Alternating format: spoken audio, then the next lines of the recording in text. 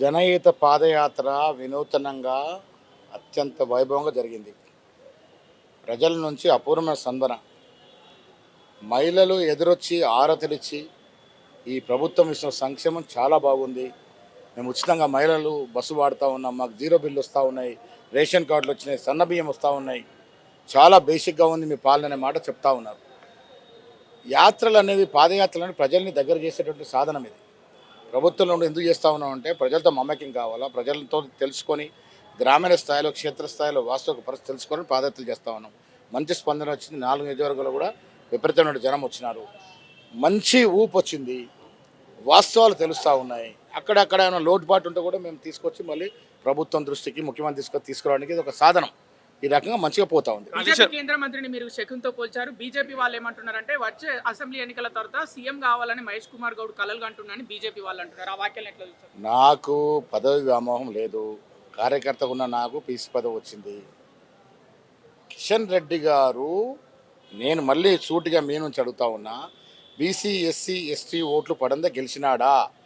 రేపు ఆ సాహసం చేస్తాడా? మళ్ళీ ఇప్పుడు బీసీల నుంచి ముస్లింలు తీసేస్తే రిజర్వేషన్ ఇస్తా అంటాడు. మరి అదే మాదిరి రిజర్వేషన్ గుజరాత్లో మోడీ గారు, రాష్ట్రంలో మోడీ గారు ముఖ్యమంత్రి ఉన్నప్పుడు బీసీలకు రిజర్వేషన్ ఇస్తూ దాంట్లో మైనార్టీలకి, ముస్లింలకు ఇచ్చారు.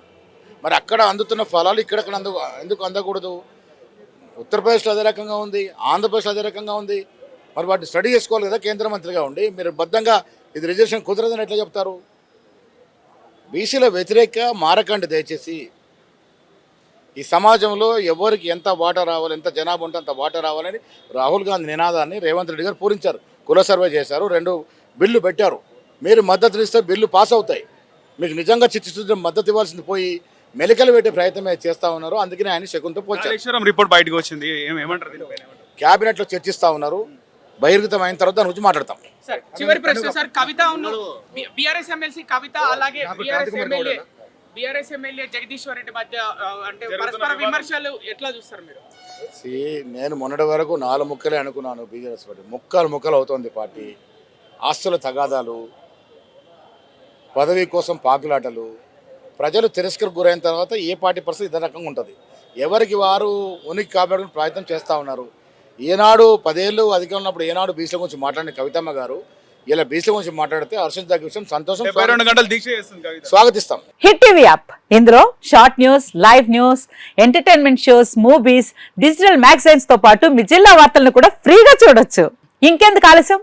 వెంటనే హిట్ టీవీ యాప్ ని డౌన్లోడ్ చేసుకుని ఫ్రీగా ఎంటర్టైన్మెంట్ పొందండి. Hit TV app. Hit TV app. Please download hit TV app. Hit TV app ని ఫ్రీగా డౌన్లోడ్ చేసుకుని ఎంజాయ్ చేయండి. మీకు నచ్చిన ఎంటర్టైన్మెంట్ కోసం హిట్ టీవీ యాప్ ని ఫ్రీగా డౌన్లోడ్ చేసుకుని ఎంజాయ్ చేయండి. హిట్ టీవీ యాప్ ని డౌన్లోడ్ చేసుకుని ఆస్వాదించండి, ఆశీర్వదించండి. ఇంతమంది సెలబ్రిటీలు హిట్ టీవీ యాప్ ని డౌన్లోడ్ చేసుకోండి అని చెప్తున్నారంటే ఎంత మంచి యాప్ ఆలోచించండి.